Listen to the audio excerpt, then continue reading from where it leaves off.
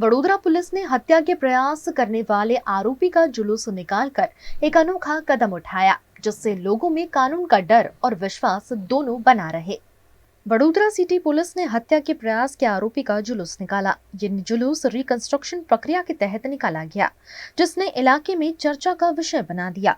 हत्या के प्रयास के आरोप निसामुद्दीन सैयद को वडोदरा पुलिस ने गिरफ्तार किया था। आरोपी ने 20 नवंबर को भीड़-भाड़ वाले इलाके में हमला किया था। मामले की जांच और घटनास्थल पर रिकंस्ट्रक्शन के लिए पुलिस ने आरोपी का याकुतपुरा इलाके में जुलूस निकाला। जुलूस के दौरान पुलिस ने आरोपी को घटनास्थल पर ले जाकर हमले की प्रक्रिया को समझा और गवाहों से पूछताछ की। पुलिस के इस कदम से स्थानीय लोग हैरान रह गए। इस कार्यवाही का उद्देश्य लोगों में कानून का भय और अपराधियों के खिलाफ सख्त संदेश देना था। BNS कलम 109(2) મુજબના આરોપી છે અને ગુનાનું રિકન્સ્ટ્રક્શન કરવાનું હોય તેને ગુનાવાળી જગ્યા બતાવતો હોય, ગુનાવાળી જગ્યાનું પંચનામું કરવાનું હોય તેથી એને જગ્યા પર લાવવામાં આવે છે।